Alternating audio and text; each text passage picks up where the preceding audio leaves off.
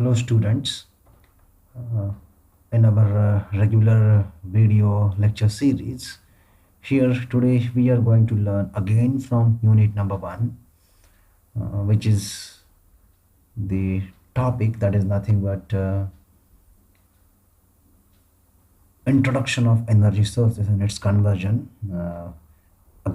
Some power plants we are going to study in it. The power plants which we are going to study today is solar power plant.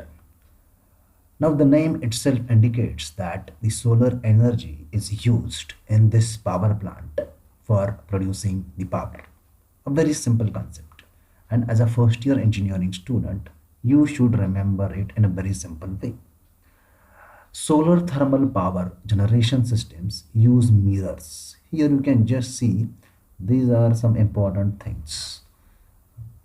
Use mirror-like structures, you can say, to collect the sunlight and produce the steam by solar heat to drive the turbines for generating power. This is a simple concept.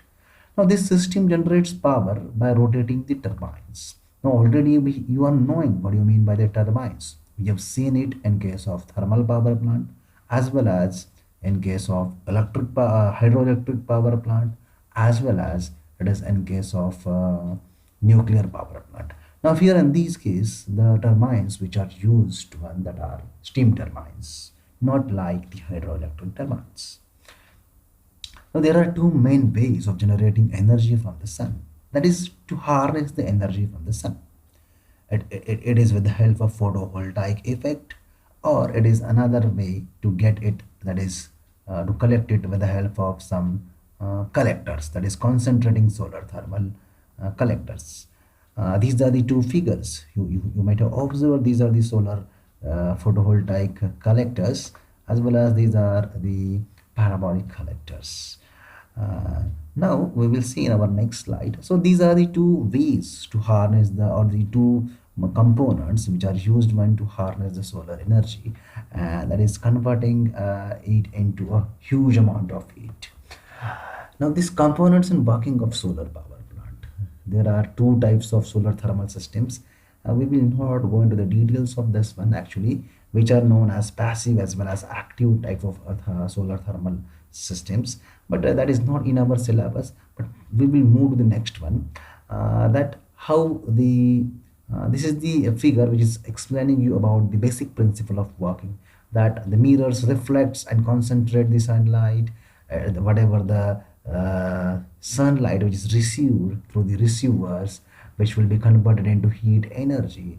Receivers receives that solar energy, which will be converted into heat energy, which will be concentrated at a particular point, and that heat content will be used one for converting the water into steam, which in turn generates a rotated turbine through which generators can be rotated and the production of electricity can be done. This figure is giving you the rough idea about that one. In short, that is, this is the sun, whatever the sun rays which are falling on this parabolic collectors, as well as in another case it may be that particular photovoltaic whatever the panels or which are available one, and with the help of this one, whatever the that solution, that is the salt solution as well as water, they gets heated up, it will be converted into steam. Now this will be used as the another you can say medium which will heat this water. For that purpose it has been used one here. This water will be converted into steam, then it will be rotating the turbines, and in turn we will get an electricity. So that is a simple idea. These are the types of solar collectors. I'm not talking about it now with the as the photovoltaic whatever the cells which are available one, but these are the solar collectors. This is the collector wherever the solar rays are concentrated, or you can say received, as far as this particular area is considered one, and they're concentrated here. And this particular whatever the huge amount of energy which is available here, which is a heat content, which will be utilized one for the generation of steam, and then in turn that steam will be running the turbines, and then the things can be operated so that the generator can generate the electricity, and we will be able to uh, use it either for our in-house purpose, either for some industrial purpose, and like that way. So these are the solar power tower systems as well as solar dish. This is the dish like structure. This is the somewhat flat, having some curd like structures. This dishes are like curd type, or you can say another compact linear fluorescent reflectors are also available one. So there are the various solar collectors which are used one for concentrating the solar energy at a one particular point to harness it, and which will be useful in the further processing purpose. Now this is a simple layout as far as the solar thermal power plant is considered one, in which these are the collectors which are collecting, or the solar rays are concentrating which are coming out or which are impinging on this particular parabolic collectors. And then these collectors, no doubt here that particular things are not shown, wherever the high temperature area which will be available when through this particular tubes are passing, and whatever the whatever the amount of heat which is available there, as far as due to the concentration of that particular solar energy at a one particular point through which these tubes are passing. And these tubes are passing, which are nothing but having some another amount of fluid which will be having, or which will be harnessing the energy, extracting the energy from this particular whatever the solar concentrating areas, as far as these collectors are considered. It gets heated up and it will be moving in this direction. It gets heated up, it will be moving in this direction, and here it is a one heat exchanger which is available one here, inside which there is heat exchange which is taking place through this heat transfer fluid, which is taking away the heat from these solar concentrators, and coming solar cons it will be moving like this way, actually getting it's heated up, coming it here, and here through which whatever the water. Now here the other systems are not shown. This particular this is nothing but boiler like structure, actually, through which water is moving in nuclear power. But already we have seen this water, whenever it is in contact with this particular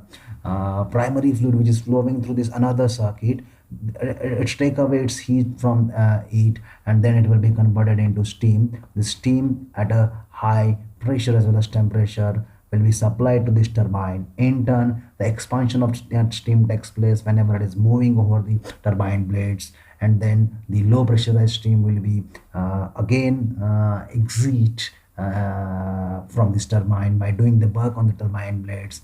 In turn, the rotation of this turbine shaft will take place, which is connected to generator, and the electricity will be produced. So this is a simple explanation as usual in case of our thermal power plant as well as in case of nuclear power plant we have seen. And whatever the low pressure what a steam which will be formed, one that will be leaving to the leaving after turbine, which will be coming inside the condenser, wherever the condensation of that particular steam will take place, and whatever the condensate which is formed here, which will be again extracted from the condensate extraction pump, and which will be recirculated again and again to have the condensate or the condensation of this uh, steam which is available here in this condenser, which will be carried out with the help of the cold water which is coming out through this cooling tower. It is taking away the heat from this steam, then it will be converted into the warm water which will be again supplied to this cooling tower. Then again, whenever it is falling here, some air which will be moving because it is open to the atmosphere, which will be cooling this warm water. Again, it will be converted into cool water, and it will be again extracted with the help of a pump which is available here for the next processing as far as condensation is considered. So in this way, this part, whatever you are going to see here, this is a common part in case of thermal power plant, in case of nuclear power plant, as well as in case of the solar thermal.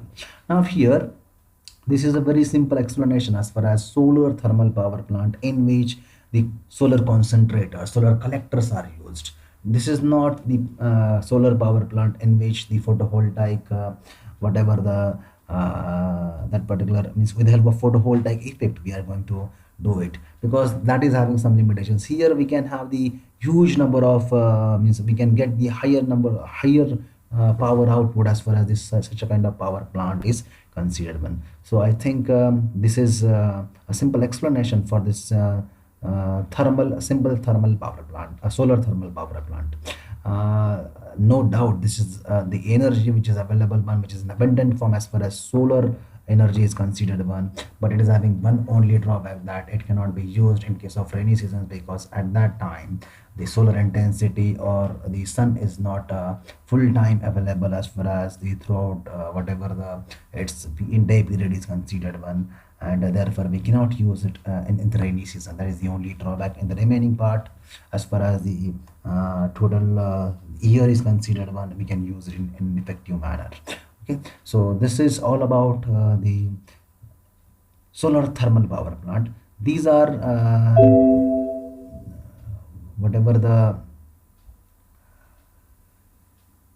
these are the just coming here, these are the references whatever I have used one for this, for making this presentation. In the next video we are going to see about the next power plant. Thank you very much.